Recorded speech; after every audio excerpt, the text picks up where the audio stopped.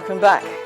If you've just joined us, you're watching the news at 10 on Channels Television, live from Lagos and Abuja.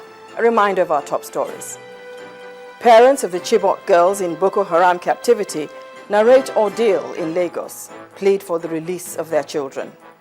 Key suspect in the attack on Mubi, Adamawa State, arrested as police launch fresh counter-terror campaign across Nigeria. INEC chairman expresses hope of peaceful conduct of elections in the 3 states under state of emergency in the northeast, and at least 18 people killed in fierce fighting between Islamists and a renegade general in the East Libyan city of Benghazi.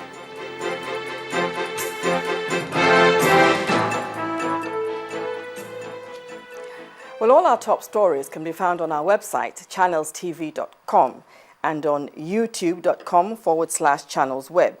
To get us on the move, visit m.channelstv.com to view us live on your mobile device.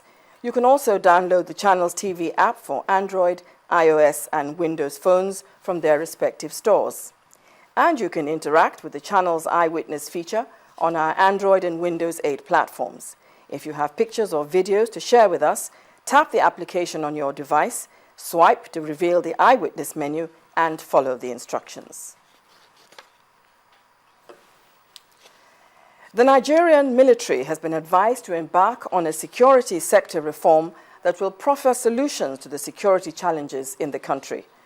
A former commandant of the National War College and Deputy Governor of Bayelsa State, retired Rear Admiral John Jonah, told a gathering of military officers in Abuja that the military must also resolve to work with all Nigerians and security agencies to ensure the sustenance of national security. He said in the process, an environment that will facilitate the country's development will be created. President Goodluck Jonathan has held a closed-door meeting with governors of oil-producing states in the country in the presidential villa, Abuja. The governors in attendance included Godswill Akpabio, Akwa Ibom, Theodore Orji, Abia, Liel Imoke, Cross River, Emmanuel Odoagon, Delta, and Adams Oshemole, Edo. The River State governor was, however, absent. Bayelsa and Imo State governors were represented by their deputy governors at the meeting, which was also attended by Vice President Namadi Sambo and some other top government officials. The governors refused to speak with State House correspondents at the end of the meeting.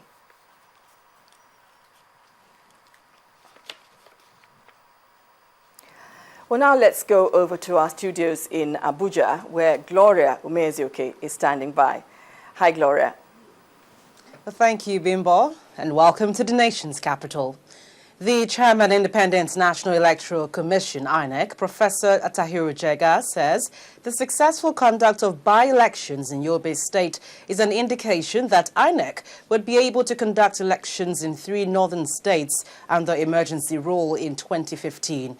During a meeting in Abuja, Professor Jega said that last Saturday, INEC successfully conducted state assembly elections in Yobe despite the security crisis. The by-election was for the Nangere constituency of the State House of Assembly, where the seat has been vacant after the member representing the constituency, Adamu Dagobi, was killed by gunmen in June 2012. We in INEC committed to ensuring that the 2015 general elections are much, much better than the 2011 general elections. We've been doing everything possible to keep on improving on this process. I don't know how many of you are aware that last Saturday we were able to conduct a by-election in Yobe that had not been conducted for the last 2 years because of security challenges. And I'm very pleased to say that from all the reports that we received, it was one of the best elections that we've conducted so far. In terms of turnout, in terms of commencement on time, in fact, all polling units were ready before the election by 7:30. You know, so really, of course, it's a state assembly election, you know, but it also illustrates how committed we are to keep on improving And if anybody had any doubt about our preparedness to do elections in the 3 states, this is a clear evidence that we are prepared to do it and to do it well under any circumstances. Well, delegates at the National Conference appear set to reject a proposal for total removal of subsidy on petroleum products in the country. Now, most of the delegates opposed the measure while considering the recommendations proposed by the Committee on Public Finance. Our correspondent, Lanre Lasisi, reports that delegates were not, however, able to vote on the recommendations, as many of them were yet to speak on the report at the end of the plenary.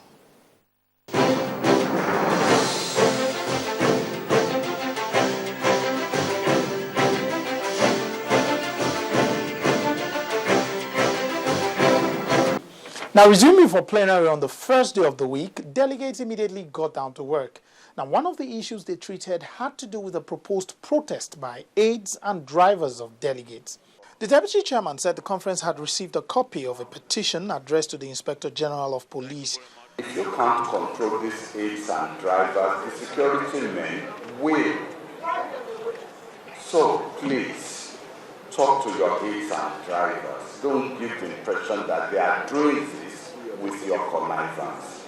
But the police now are under instructions to ensure that nothing disrupts our work here.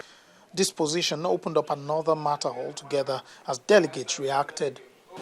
Since which we have not paid the delegates in this hall, maybe the drivers and the security men should also be told that everything is not about money. But we advise you also talk to your own security men, your own staff, because they are complaining that you are not taking care of them. Thank you, my lord. Even the presiding officers have not been paid for the same because government has not given us the money. It cannot be true that the drivers in the secretariat are behind this because we make sure that they are paid from our own funds. So check in your house. There's a rat in your house. That is corruption is in your house. So deputy chairman, don't say you don't hear. I've heard it is true. We are complaining. Thank you. Eventually, the matter was put aside. The next matter had to do with the motion on a vote on the proposed scrapping of the National Pilgrims Board. After our closing on Tuesday, some good Samaritans, both Muslims and Christians, contacted me that because of the explosive nature of religious issues, we should discuss this matter and find some accommodation which will not necessitate a voting by division. A motion was moved to address the matter. All those in favor of this motion say aye. Aye. All those against say nay. The matter was put aside for further consultation. It was then time to consider the report of the Committee on Public Finance. Some of the major recommendations of the committee include total removal of subsidy on petroleum products and that all remuneration of government officials must comply with the Revenue Mobilization, Allocation and Fiscal Commission. All small-scale businesses generate more than 8% of their own power. They depend on generators using PMS. When you do this, industries are going to fold up. There will be more people unemployed. There will be more poor people. There will be more anger on the streets. There will be more kidnapping. There will be greater insecurity. We should be very careful of the decisions that we take. Thank you very much. We were importing this simply because these refineries and the managing directors and the officials were paid to make sure the refineries did not work. This was well known in this country. Nobody went to jail. Nobody was sacked, no managing director was buried. I have no objection, as happens with power sector today, subsidize the poor, subsidize fertilizer. The problem with petrol, let me explain, Mr. Chairman, is that we can pay a subsidy. We need to alter the way we right now dispense the subsidy. Because what we have right now is that, with due respect, the richest person consumes the lion's share of the subsidy. And that richest person does not deserve a subsidy. Now, there was no vote on the matter as over 100 delegates are yet to speak on this report when plenary ended. The discussion has almost been narrowed down to the total removal of subsidy on petroleum products, and this will certainly make the vote a well-contested one. Lanre Lasese, Channels Television News.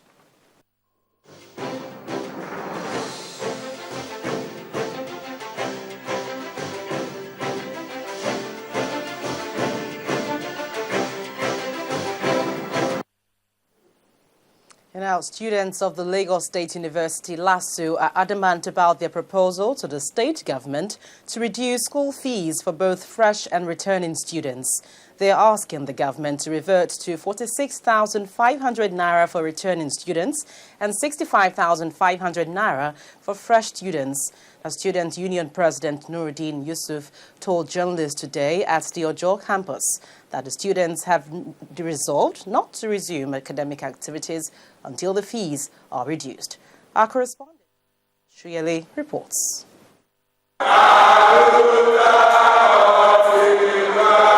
These are the students of the Lagos State University, LASU.